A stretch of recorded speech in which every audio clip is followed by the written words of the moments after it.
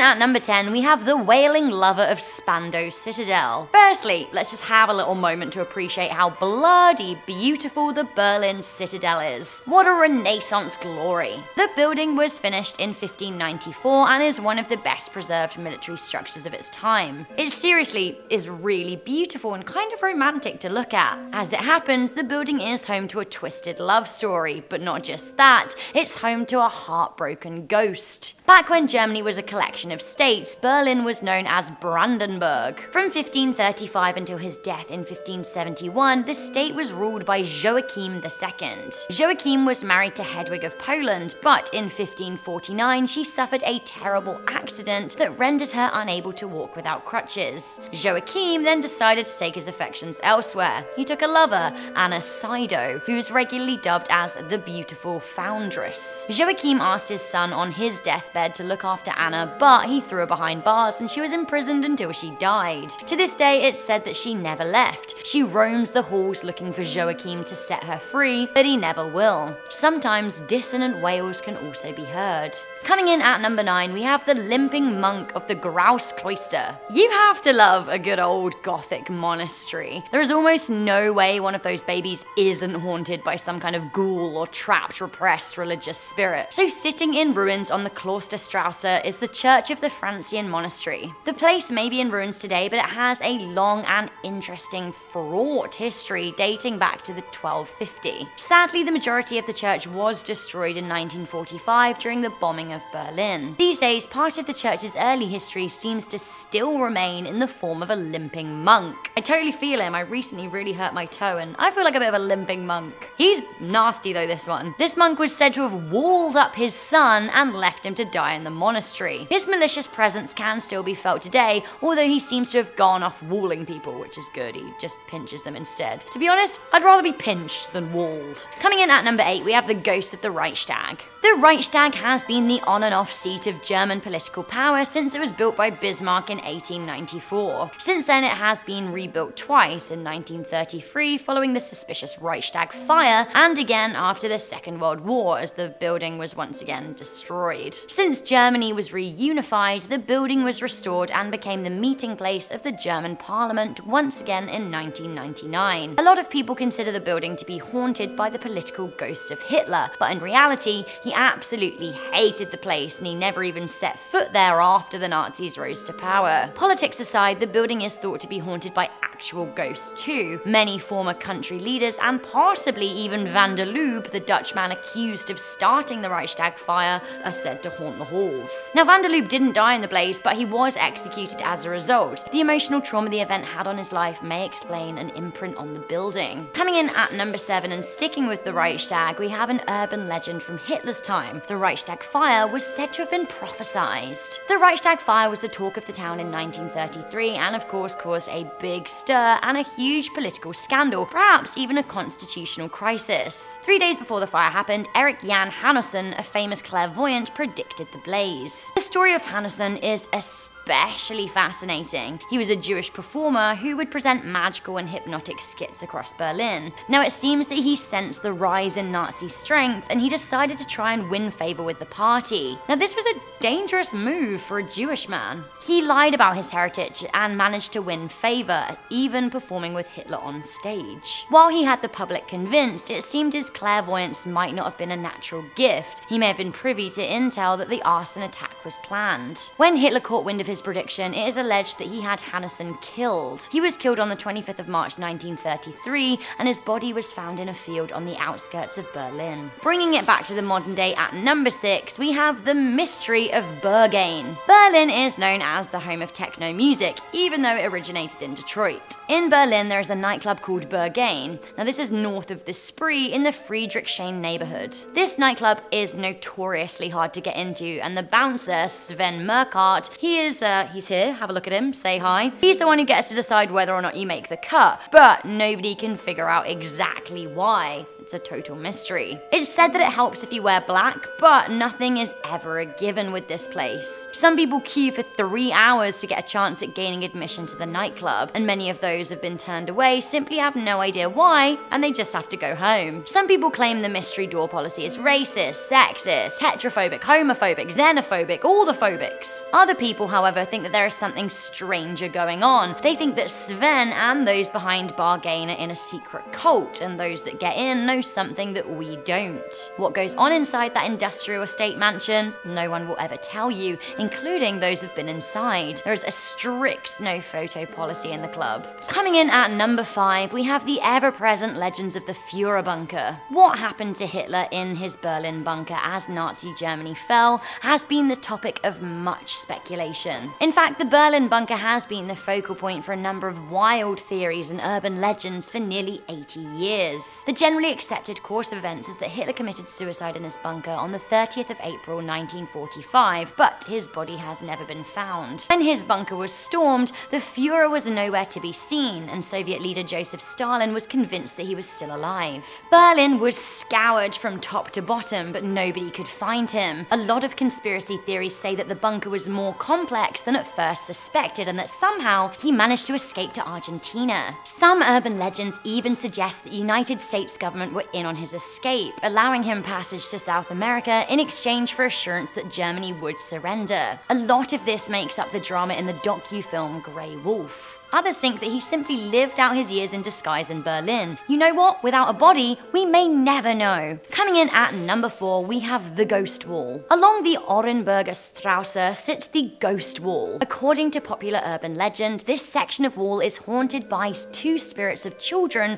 from an unknown time period. That being said, the area was subject to heavy bombardment at the end of World War II, so it could be that they were killed in a 1945 aerial attack. It seems that the kids will grant you a wish if you stick a penny in the crumbling wall. Now, the proviso is that the wish must be modest and completely unselfish. If you do that, the children may well set about granting you that wish. To be honest, while ghosts are scary, these 2 spirits seem pretty friendly. I love me a benevolent ghost like Casper. Coming in at number 3, we have the abandoned Spree theme park and the fire of 2014. Opening in 1969 as the Kolperpark Planten World in East Germany, the amusement park was better known as the Spree Park. Despite surviving the fall of the Berlin Wall, the park closed due to insolvency in 2002 and is now one of the most famous ghost theme parks in the world. The park is closed to the public, but of course that hasn't stopped urban explorers investigating the place and taking a number of eerie pictures. The park owner was a dubious chap linked to a Peruvian drug ring. He was arrested and sent to jail for 7 years for trying to smuggle 180 kilos of cocaine from Peru to Germany in 2004. In 2014, a large part of the park was destroyed by fire. Firefighters indicated that 2 blazes merged to form one bigger fire, suggesting it may have been arson. Who lit the match and why they wanted the park to burn?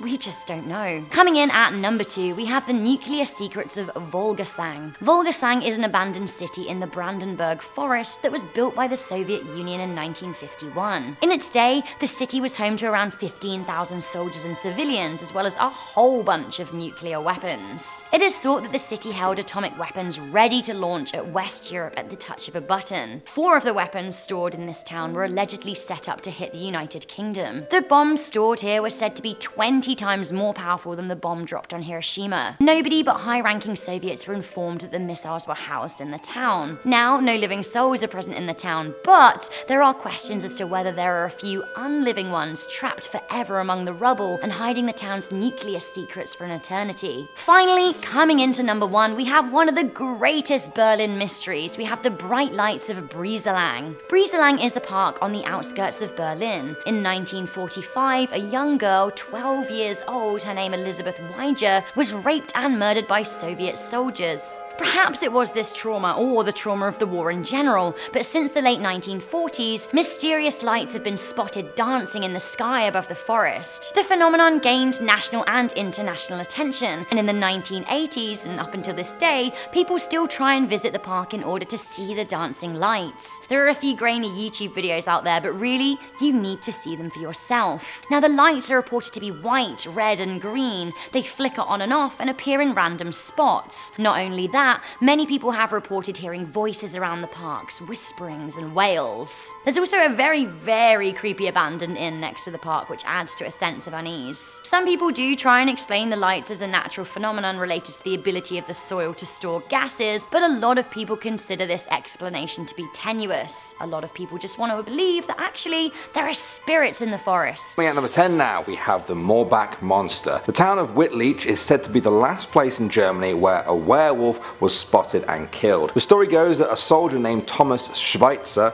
raided a farmhouse there with some soldiers. They murdered the family, and according to legend, as Thomas killed the husband and sons, the wife laid a curse on him. "From now on, at each full moon you will change into a rabid wolf," she cried. From that day on, he began to change. He became more brutal and murderous. His appetite for violence and blood grew too much, and his fellow soldiers actually left him. He eventually abandoned civilization altogether and chose to live feral in the woods. Locals began to talk of the Wolfman who lived out there in the trees. Then the killings began. The Wolfman was blamed for the brutal slaughter of people and livestock. Nobody suspected it was Thomas until he raped a local girl called Elizabeth. A group of villagers confronted him and demanded that he pay for his crimes. He fled but was confronted near the village of Moorbach. They killed him, and in order to stop him from returning as a werewolf, a shrine with a candle was placed at the gravesite. Legend says that as long as a candle is kept burning there, the creature shall be bound to the grave. 9 months later, Elizabeth gave birth to a son which, to her relief, showed no sign of the curse and whose descendants still live in the area today. The story doesn't end there though. In 1988, a group of US Air Force personnel were returning to a local base and passed by the shrine. They noticed the candle had gone out, and they mocked the local superstition that a werewolf was now on the loose. That evening, sirens went off when someone activated the sensor's perimeter. The guards reported seeing a large wolf-like creature standing on its hind legs. It stared for a moment at the guard before jumping over a 3-meter high fence. They tried to use dogs to track the creature, but the dogs refused to follow the scent. Make of this story what you will, but the dogs certainly knew something we didn't. Next up at number 9 now, we have Wildneil Hoster School. This building used to be a place of learning until the Nazis arrived there. They claimed the Franciscan brothers who ran the school were charging too much and kept suing them because of it. Their plan worked. The brothers filed for bankruptcy and left the place in 1937. After that, the Nazis stepped in. They turned it from a school for disabled children to an extermination centre for them. There were 200 beds where disabled miners stayed before being gassed with carbon monoxide. They did it slowly. A death could be drawn out over a week. When the war was finally over, it was found that 97 children had been killed. Their causes of death range from wasting to pneumonia to cardiovascular weakness. In the years since then, people have reported hearing the sounds of children crying in the hallways at night or weeping where their beds used to be. Some have even described the sound of wails of pain echoing down through the years. At number 8 now, we have the Marksman. The story goes like this. One day, a marksman went out hunting for deer and wild boars. However, the dark autumn forest made it hard to see them.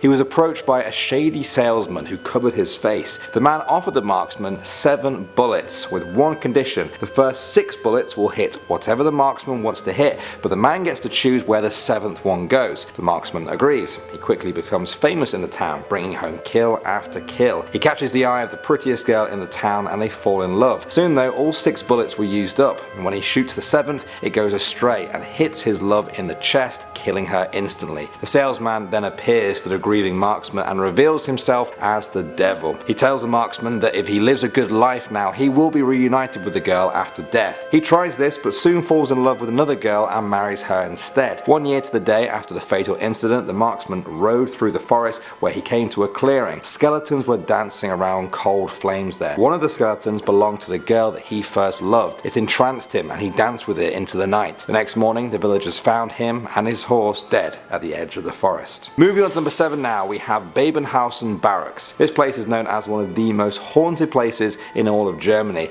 As you can tell from the name, it was originally a barracks. Now it's a museum, but that hasn't stopped the hauntings there. According to local legend, on certain nights, the ghosts of German soldiers, some of them in World War II uniforms, can be seen wandering the grounds. Lights will flicker off and then on again at the same time as voices coming from the basement. If all of that wasn't enough, footsteps have been heard along with the occasional command barked in German, presumably for the soldiers who once lived there. Locals say that if a soldier happens to visit the museum and pick up a telephone, a woman can be heard on the other end talking backwards. What she's saying will be completely unintelligible. It's not German or English, but it just sounds backwards. What's the reason? reason for all of this? Well, some say it's because the barracks is built on the site where a witch was burnt at the stake by soldiers many years ago. In death, she now seduces and kills any soldiers who dare to get close to the barracks. Next up at number 6 now we have Der Grossmann. This creature's name translates to the tall man.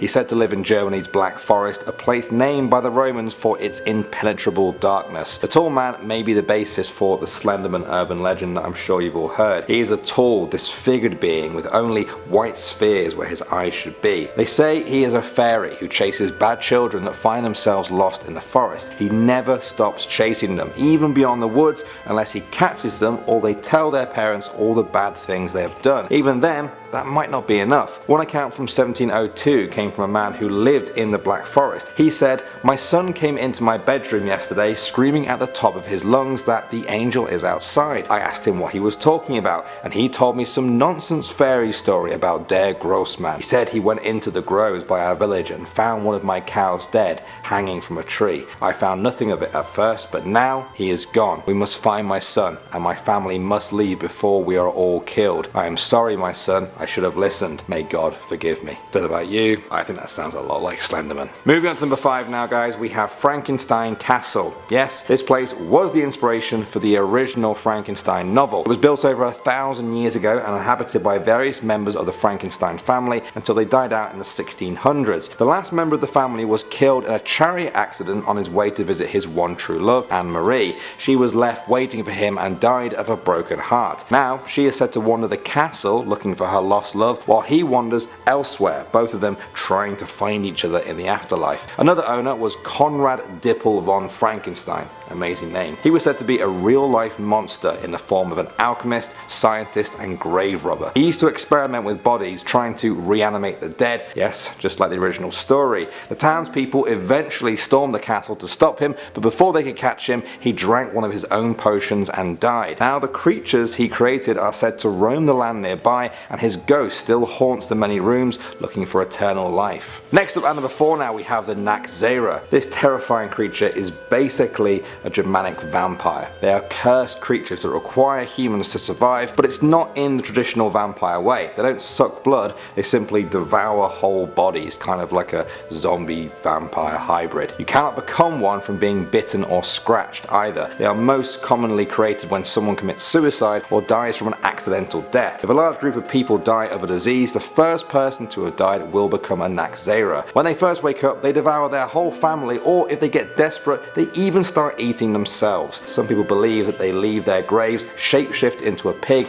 and then visit their family members to feast on their blood. Perhaps the most chilling way that these creatures kill people is by their shadows. It's believed that death will instantly befall anyone who is covered with the shadow of this creature. Another reason to keep an eye out for any moving shadows at night. Next up at number 3 now we have the Pied Piper. This is perhaps one of the most famous ones on our whole list. In 1284, in the German town of Hamelin, a story emerged that was spread across the world. The town was suffering from a rat infestation when the Pied Piper arrived. He claimed to be a rat catcher and promised the mayor that he could save them all. The mayor was desperate and agreed, promising to pay the Pied Piper for all of his work. With that, the Pied Piper pulled out his pipe and walked around the town. The rats came pouring out from their hiding places as he played. They were transfixed by the music, following its sound like zombies. The Pied Piper then lured the rats into the Weser River, where they all drowned. Despite completing the job, the mayor refused to pay the Pied Piper. He said it was a scam and that the Pied Piper had actually brought the rats in there in the first place. The Piper stormed out of town, vowing his revenge.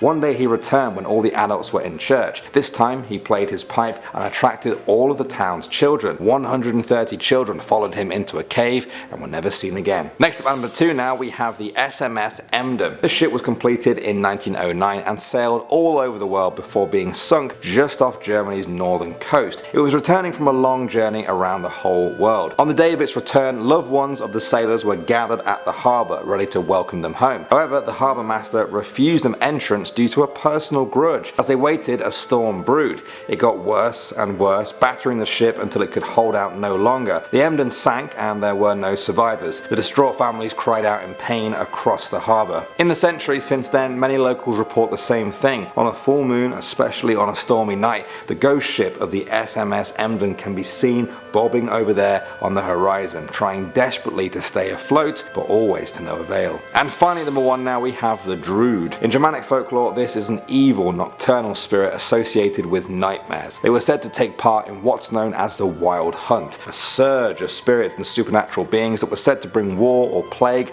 or death to anyone who witnessed it. They are often said to be female in appearance, resembling a young woman. They appear in people's houses when they are asleep and sit on them, crushing their mind in their nightmares and their bodies in real life until they give out and die. Once the deed is done, the Druid changes appearance and becomes old and ugly. She is pale and thin. Her feet have 3 large toes, one of which is pointing backwards. Perhaps the most scary thing about a Druid is that nothing can stop it from getting to you if it wants to. They are said to be able to enter anywhere, through a window, a crack in the door, even a keyhole. They can even transform into a feather. According to some people, she will never speak but is always recognizable by the sound of her footsteps as you drift off to sleep. It's thought that a Druid is actually an ancient princess who has been unable to find rest for 1,000 years because she couldn't find a prince. Now she crushes sleeping men as some sort of twisted revenge. Coming in at number 10, we have Die Greciet von Beißen Frederik. Our next story translates to either cruel or wicked Frederick. I think it depends on what era you're born in, but this story is pretty much about a sociopath in the making. The story starts with cruel Frederick running around killing birds, just random birds that he finds. He finds them and he kills them and he rips their wings off. And this isn't even to eat them, he just wants to kill them for his own sick pleasure. No, you need help.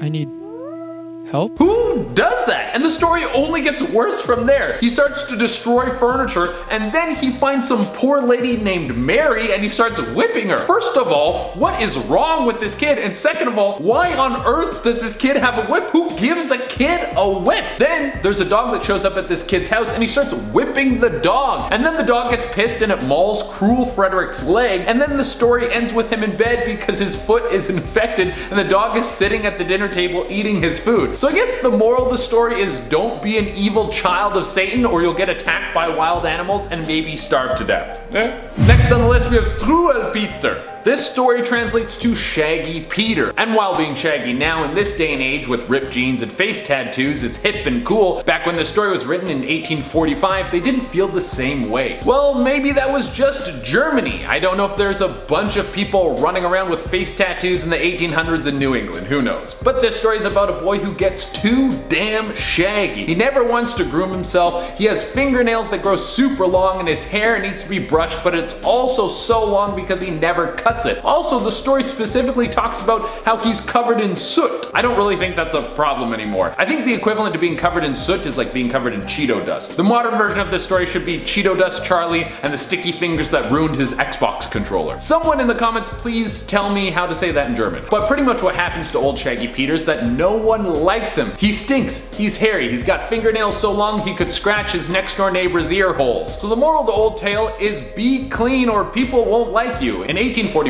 we hadn't started telling kids that it's what's on the inside that counts. You're ugly. Coming in at number 8, we have Fidgety Phillips. This story is a warning to kids who can't sit still at the dinner table. But before I dive into this one, don't forget to like this video. The story goes that young Philip is at the dinner table with his parents and is being pretty rambunctious. Eventually, after moving around way too much, he ends up tipping his chair over. In his fall, he ends up bringing the entire dinner table and everything on it down with him and makes a complete mess. He is under the tablecloth with all of the dinner scraps over top and all around him. His parents are of course extremely upset at him for ruining all their plates and glasses and the dinner that they had made for everyone. The boy ended up not getting to eat dinner and had to go hungry that day. If you take anything from this story, just make sure you're minding your manners at the dinner table. Moving on to our number 7 spot, we have the story of Augustus who wouldn't have any soup. This story is about a boy named Augustus who was a healthy little boy with round white cheeks. Augustus never had a problem eating and also ate whatever he was told to and never let his soup get cold. But one winter day, something changed in Augustus. When his soup was placed in front of him that day, he threw a tantrum and refused to eat it. He threw his spoon across the room and yelled to get that nasty soup away from him. The next day he was visibly thinner from not getting his nutrients, but he still refused to eat his soup. The next day the same thing, and the days that followed. He was withering away in front of everyone's eyes. On the fourth day he was so thin he hardly outweighed a sugar plum. The story takes a dark turn on the fifth day when he ends up being found dead. At number 6 we have Die Griechet von Fliegenden Robert. This one is the story of Flying Robert. He goes out during a rainy day and he has his umbrella and he ends up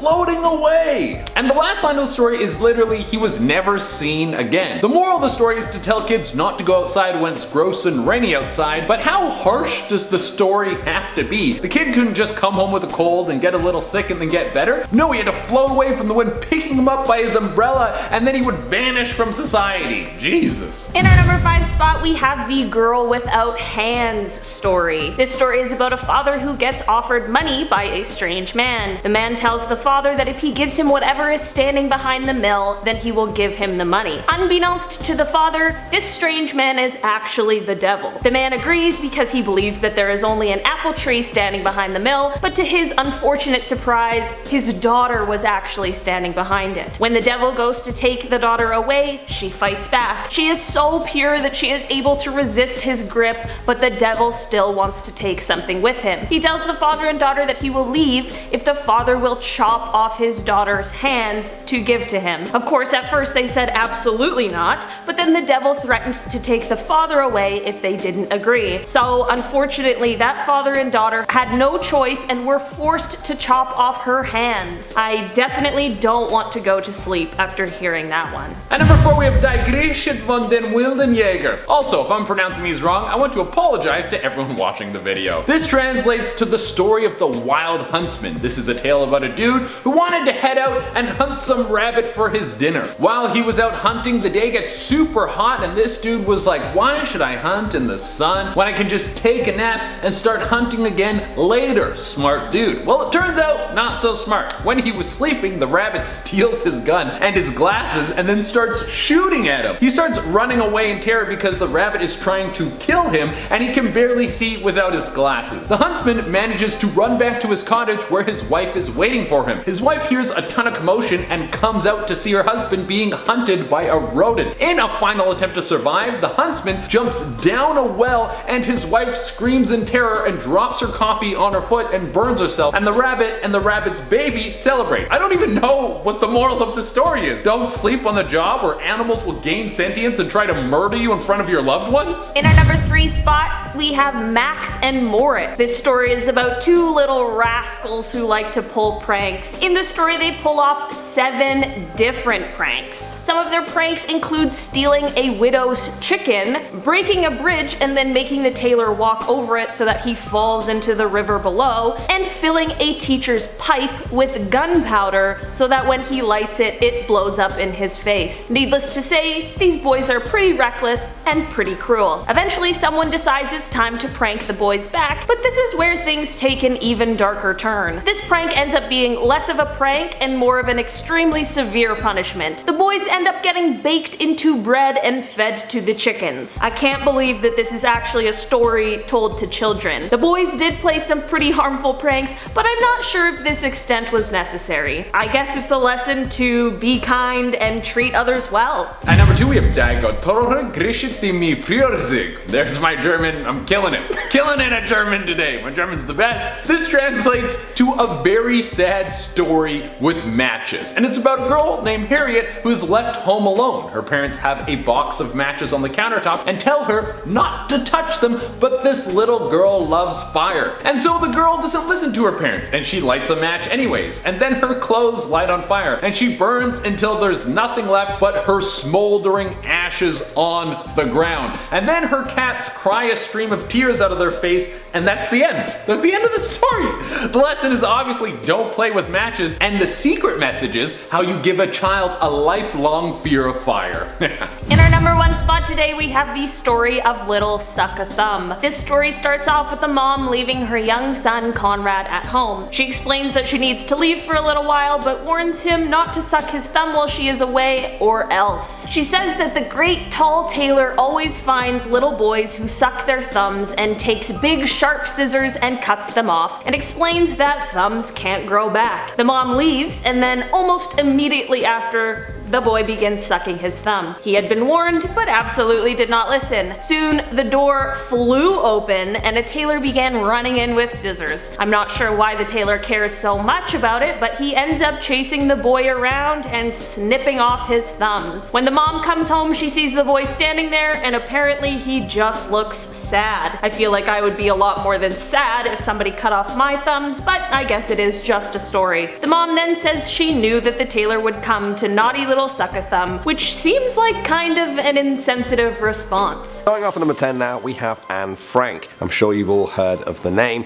The young Jewish girl who wrote a diary of her family hiding from the Nazis in Amsterdam for 2 years. On August 4th, 1944, her family and their friends were found in their hiding place by the Gestapo police, arrested and sent to concentration camps where all except Anne's father ended up dying. It's a tragic story that always brings up one question. How did the police know where to find them? They didn't know to look there for 2 years, and then apparently they received an anonymous call. Nobody knows who made that call though. Some say it was a man called Tony Allers, a friend of Anne's father, who was a hateful, abusive man that knew that they went into hiding. Others say it was one of the workers in the warehouse below their hiding spot. Historians can never know for sure who it was, only that person knew for sure, and they surely knew what they were doing. Moving on to number 9 now, we have the Foo Fighters. You guys might be thinking of the famous band for this one. Well, this is where they get their name from, and it's a very interesting story. Towards the end of World War II, Allied pilots began reporting seeing strange things in the skies over Europe. Crafts that glowed and darted through the air at insane speeds,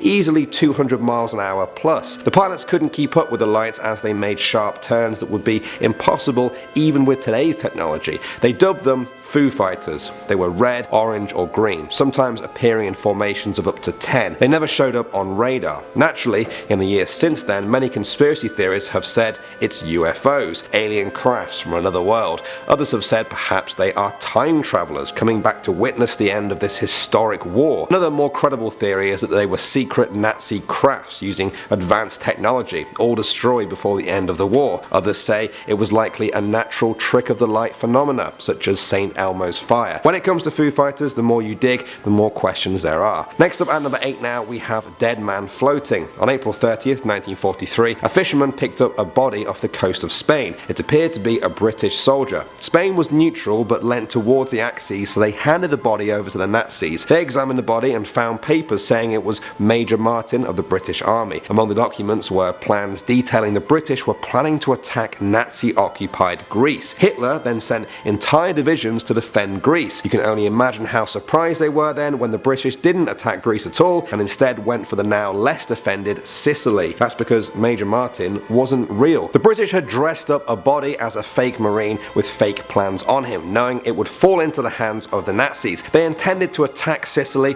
all along but needed a way to draw the Nazi defenses away from it. It's an incredible story, but one question that has arisen is who did the body actually belong to? There are no official British records, only theories. Some think it was a British soldier called Tom Martin who had recently died when his aircraft carrier sank. Others say it was actually a man called Glyndwr Michael, a mentally ill, homeless Welshman who had died after eating rat poison. Others say this couldn't be possible because the Nazis needed to believe this was a fit and healthy Marine who died at sea, not a sick, unfit man who died to rat poison. So, who really was Major Tom, the body that helped so much? Next up at number 7 now, we have the ghost plane of Pearl Harbor. This one is just straight up weird and very paranormal. On December 8th, 1942, nearly a year to the day after the Japanese attack on Pearl Harbor, a single unidentified plane was picked up by American radar heading towards Pearl Harbor from the direction of Japan. US planes were scrambled out to investigate. When they pulled up alongside it, they saw it was a Curtiss P-40 Warhawk, an American plane that had been used to defend Pearl Harbor the year before but had never been used since. They say the plane was riddled with bullet holes and that the pilot could be seen inside, bloody and slumped over the cockpit. They said at one point he briefly waved at the the other planes just before crash landing. Search teams went through the wreckage, but to their amazement, they found no body inside. Just a diary claimed that the plane had flown from Mindanao, an island over 1,300 miles away. Very strange. I'm not even sure what to make of that one. Coming at number 6 now, we have the bell. Legend says that during the war, the Nazis created a weapon known simply as Die Glock. That's German for the bell. The project was codenamed Project Kronos and was given the highest classification. The giant metallic bell was said to be 2.7 meters wide and 4 meters high. The exact material it was made of is said to be unknown. Apparently, it contained 2 counter-rotating cylinders that held a metallic liquid known as Zerum 525. Now, through some unknown process, the bell's mechanism had an effect zone of 200 meters. Anything living in this zone was said to be in danger. When it was activated, crystals would form in animal tissue, blood would coagulate and separate, plants would rapidly die and decompose. Some say the scientists who made it often died horribly during tests. The bell was also able to rise off the ground and hover in the air. Of course, even if it did exist, it was never used out in the open. The question then remains, is the bell still out there? And if so, where? Moving on to number 5 now, we have Heinrich Müller. This was a high-ranking Nazi officer. He was head of the Gestapo secret police and was a trusted colleague of Hitler. Under his leadership, the Gestapo became infamous for their ruthless torture, becoming a textbook example of a police-state dictatorship. He was so dedicated to the cause that even when the Russians were about to take Berlin, even when Hitler killed himself, Müller was still seen in uniform working at his desk in the Führer bunker. After the war, nobody knew where he went. There was no real evidence of him being killed or killing himself. He just kind of disappeared off the records. Some say that he was found in a mass grave in a Jewish cemetery, of all places, and that he died soon after he was last publicly seen. The body apparently had documents on it indicating that it was indeed Müller. Others say this was exactly what Müller wanted people to think. A number of other high-ranking Nazis were said to often fake documents and plant them on dead bodies so that after the war they could escape to countries in South America. So, what is the truth? Did he live out a long life in Argentina or Cuba, or did he die along with the Nazi cause? Next up at number 4 now, we have the Blutfahne. This name translates to blood flag. In 1923, Hitler and his Nazi party had no power in Germany. In that year, he organized the Beer Hall Putsch, an attempt to overthrow the German government. It failed, and during the fight, 16 Nazi party members died. After Hitler was released from prison, he was given a flag that had been stained with the blood of his fallen comrades. Thus, the blood flag was born. During the Nazi reign over Germany, Hitler took this Nazi flag all over. He even sanctified other Nazi flags and banners by touching them with the blood flag. The blood flag was last seen in public at an induction ceremony in October 1944, less than a year before the end of World War II. When the war was over and the Nazi party had crumbled, nobody was quite sure anymore where the flag had ended up. Perhaps it's still out there. Next up at number 3 now, we have the Nazi gold train. For decades now, there has been a theory that at the end of the war, the Nazis hid an entire train full of guns, gems, gold, and valuable art in a series of tunnels in a Polish mountain near the town of Walabidziec. The train was passing through when the Russian army began to close in on the area. It's thought the Nazis buried the train underground to stop it from getting into the hands of their enemies. Many doubt the story's authenticity, but others are convinced it's there somewhere. There have been pictures online that are image scans apparently showing tanks underground in the area where people say the train is hidden. At one point, the Polish culture minister himself even said he was 99% sure the train had been found. Despite a number of different digging efforts, the train has never actually been found, but the legend of the hidden treasure still pushes people to look for it. Moving on to number 2 now, we have the Battle of Los Angeles. This might sound strange to any of you who study geography because, of course, there were never any battles fought on mainland USA. Well, this story comes from the early days of America's involvement in the war, not long after Pearl Harbor. A few months after that, many people spotted an unidentified object over the sky in LA. Witnesses said the object was round and glowing orange. Naturally, the military response was quick. Searchlights scanned the Californian skies. Anti-aircraft guns fired more than 1,400 shells at this mysterious object. When the guns went silent and the sky was empty, they expected to find wreckage, but nothing was ever found. In 1949, the US Coast Artillery Association claimed that a weather balloon had caused all of the alarm. Then in 1983, the US Office of Air Force History said it was simply due to war nerves. What do you guys think? And finally, at number 1 now, we have the British soldiers. In 2009, historians found a strange document at the prisoner of war camp in Auschwitz. It was a list. On it were 17 names. Their surnames included Osborne, Lawrence, Gardiner. The historian said they were the names of English men. Next to 8 of the names were ticks, as if they had been checked off the list for some reason. On the back, written in German, they could make out the words now, never, and since then. It was a total mystery. Why did Auschwitz have this list of English names? Why were only some of them ticked? And what did now, never, and since then even mean? There are a number of theories. The first one that was presented is that these are the names of British prisoners of war, but that didn't really answer the ticks or the words. Another theory that is gaining traction is that this might be a list of British men who had switched sides and were now working for the British SS division or the Nazis. Starting off at number 10 now, we have the Wrestle von Konnersreuth. That's a mouthful. This is a mystery surrounding Theresa Neumann, also known as the Wrestle von Konnersreuth. She was born in Bavaria in 1898 and lived a life shrouded in mystery and dominated by Nazi persecution. She also built up a devout Catholic following around her who believed she was connected to God. Now, she claimed to have been able to cure herself of ailments on multiple occasions throughout her life. At the age of 27, she was said to have cured herself from appendicitis, and then later on she healed herself from blindness. Then came the stigmata. Wounds began to appear on her hands and her feet in the same places where Jesus would have been nailed to on the cross. She also claimed that from the age of 25 onwards, she did not eat or drink a thing. Investigators were skeptical and observed her over 15 days, and they found that she did not eat anything during that time. Opinion is divided on the authenticity of her claims though. Some even believe they happened but are quite fearful of her. To this day though, she still has many adoring fans who are hoping she will one day become a saint. Next up at number 9 now, we have the White Lady. This one goes back hundreds of years ago and revolves around a girl named Anna Sydow. The King of Brandenburg, Joachim II, took her as his lover despite already having 2 wives.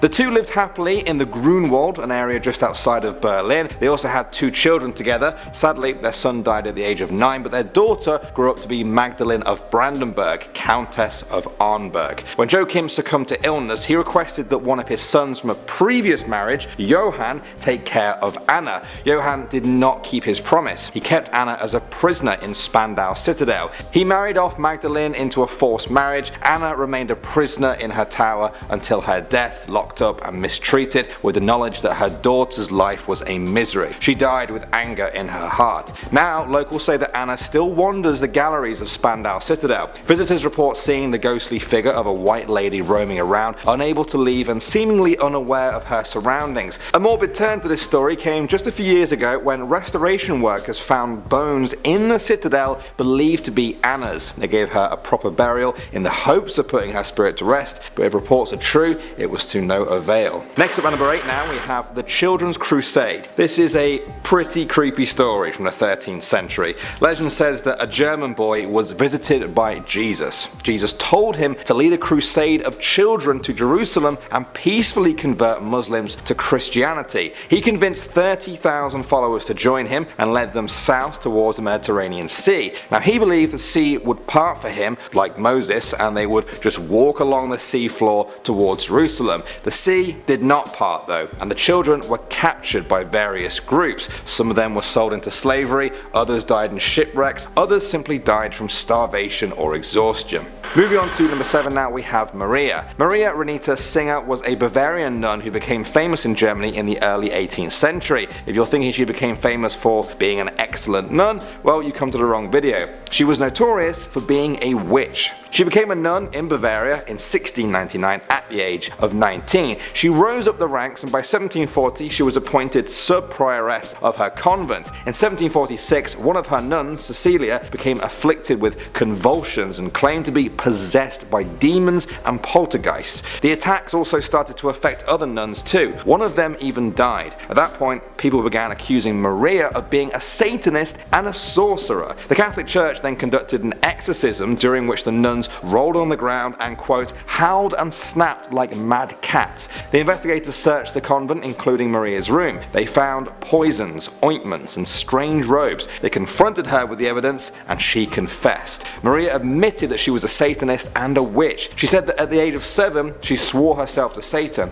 Age 12 she became a prostitute and learned magic and how to mix potions. In 1694 she was baptized at a black mass, and in 1699 she had entered the nunnery to infiltrate and corrupt them. Well, it certainly worked. She was remorseful about what she had done, but the church still found her guilty of sorcery and executed her. Next up at number 6 now we have the Hinterkaifeck murders. In 1922, an entire family living at the Hinterkaifeck farm in Germany were killed by blows from a pickaxe. The parents, their widowed daughter, her children and the housekeeper were all found dead. 4 of them in the barn and 2 of them in their beds. Here's a really creepy thing. The murderer continued to live at the farm afterwards, with the family's dead bodies just there for some time. Police knew this because the animals were still being fed, neighbours saw smoke coming from the chimney, and when they arrived to investigate, the dog was tied up outside the barn. It gets creepier. Before the murders, the family had reported hearing footsteps in the attic. They saw footsteps in the snow that led from the woods to the house, but not the other way,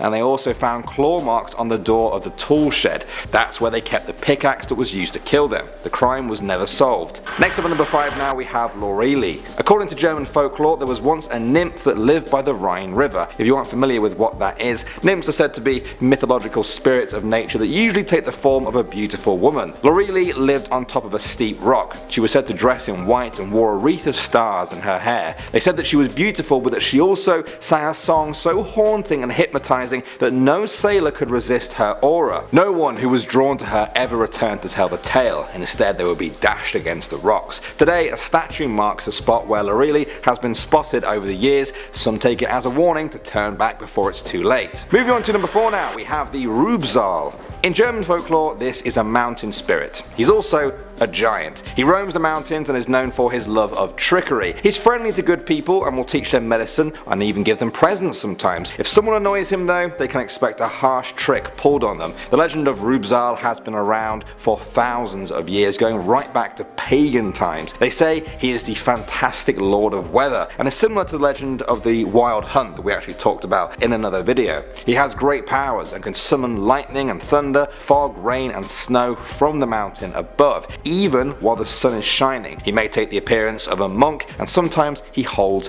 a harp. I'm not sure how scary a harp is, but yeah, there you go. Moving on to number 3 now, we have King Watzmann. As the story goes, this king once ruled the lands of southern Bavaria. He was a bloodthirsty leader with absolutely no regard for human life. Locals said he was an evil man, and they had good reason to think so. Apparently, he and his family enjoyed hunting local peasants. That's right, they rode around just killing their own people for sport. One day though, their terrors caught up to them. After slaughtering a whole family, they were cursed. The whole family was turned to stone for their sins and entombed in the Berchtesgaden mountain range. To this day, locals say the 7 peaks there are actually the 7 members of the family, forever encased in stone. Next up at number 2 now, we have the story of Princess Brunhilde. In Germany's Harz mountain range lies the Rostrap Hill. It's ancient and gnarled, sometimes difficult to climb, but those who do are awarded with an interesting sight, a hoof print in the rock on the cliff's edge.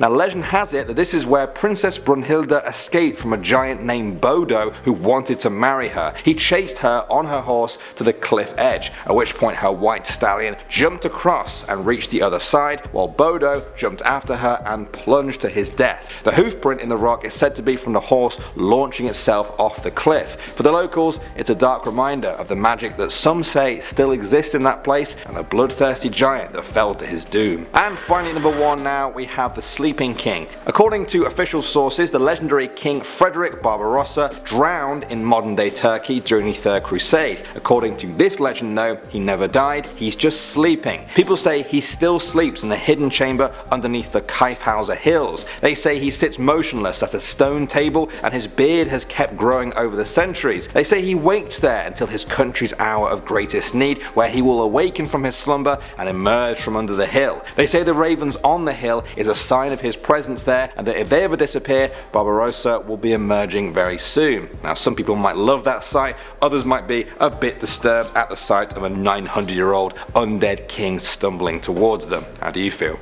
Number 10. 7,000-year-old execution grave. In 2013, near Halberstadt, archaeologists were excavating a Neolithic settlement site when they came across a grisly discovery. The team, led by Christian Meyer, found a burial pit filled with nearly complete skeletons of 9 people who lived approximately 7,000 years ago. Through testing of isotopes in their bones and teeth, which are different between people depending on diet and other factors, scientists deduced that these people were from a different location than the rest of the bodies that were buried in the area. The 9 skeletons were also in positions that would indicate that they were thrown into the pit somewhat haphazardly, as opposed to being buried ceremoniously like some of the others near the same site were. The most disturbing part is how this grave differs from other graves around the country. In all of these other sites, the dead have all perished in different ways, as made clear with the forensic analysis of the bones, from spears to blunt force to natural causes. However, in the Halberstadt site, all of the dead have the same fatal wound on the back of the head, implying that these people were executed in the same precise way, with a blow from a blunt weapon in the same spot. The archaeologists believe that this, combined with the fact that the dead found were mostly men, shows that these people were an attacking party who were clearly unsuccessful in their raid. Number 9. Sunken ship.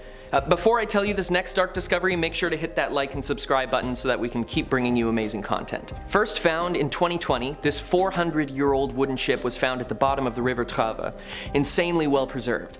Researchers say that since wood rots so quickly underwater in this region, they were surprised at how much of the ship remained intact.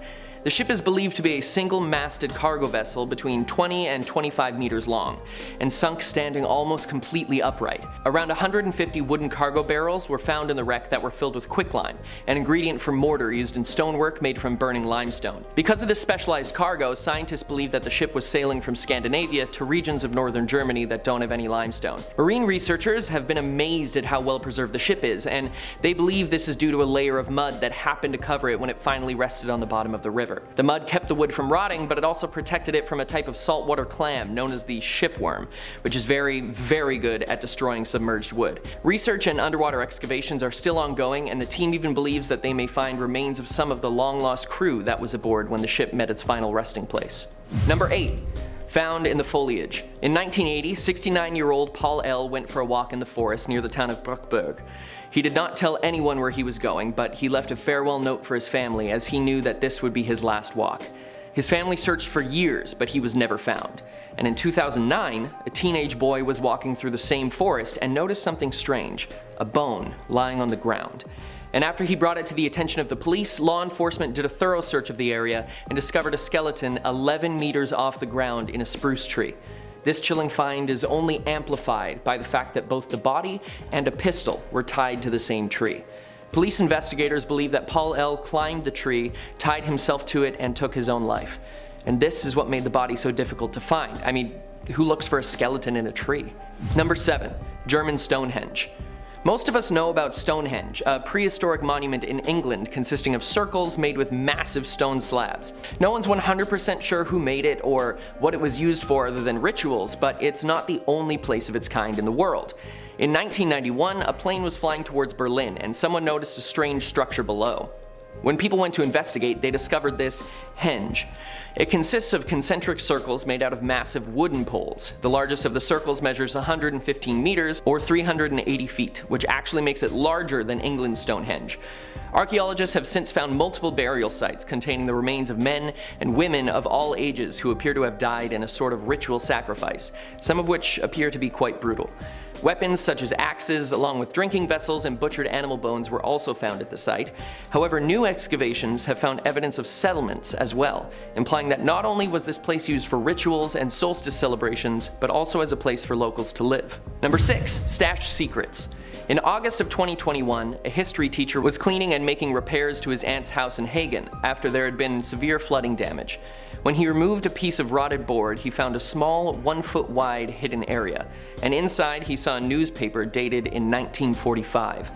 When he continued to look further, he discovered many German military artifacts from World War II, including a portrait of the mustached leader of Germany, brass knuckles, a revolver, military patches, and many letters and documents. It's believed that the house was once the local headquarters for the National Socialist People's Welfare Organization, or the NSV at the time, which was in charge of doling out the riches stolen from Jewish groups and individuals during the war. In other words, a safe house for bad guys. But the family says that they had no idea the history of the building when they purchased it in the 60s. Things were so haphazardly thrown and hidden in the wall that researchers believe that it must have been done in quite a hurry when the Allied troops closed in on the city. With no time to dispose of the important documents, they hid them in the walls, making for quite a discovery 76 years later. Number 5. Reused graves. In August of 2022, archaeologists were doing a preventative dig at the site of a newly planned rainwater retention basin in Tuttlingen, and came across a late Stone Age culture grave dating back to 3000 BC. While no human remains from that era have been found, the other items in the burial site imply that they were graves, mostly the pottery made from broken ceramic indicative of that time period, which would have been adorned with textures and pictures for the dead. However, there was another discovery made shortly after, in the same spot. More items were uncovered by archaeologists, including swords, jewelry, and drinking glasses, but this time they were from the Middle Ages, around 500 AD. That's right, a medieval gravesite on top of one from the Stone Ages, meaning that this same burial ground was used again 3,500 years after it was the first time. Excavation is still ongoing, so who knows what else they'll find. Number 4. The Unicorn Cave Carving. Deep in the Harz Mountains lies the Einhornhöhle, or the Unicorn Cave. It got its name from treasure hunters who thought that the remains they discovered there were those of the mythological animal, when most likely they were something else entirely, the bones of a prehistoric giant deer. In 2014, researchers discovered a 51,000-year-old art piece carved into the toe bone of a species of deer that existed during the Ice Age. Originally thought to be butchering marks, further experiments showed that the marks made were intentional, and that the bone had most likely been boiled first to make it softer and easier to carve.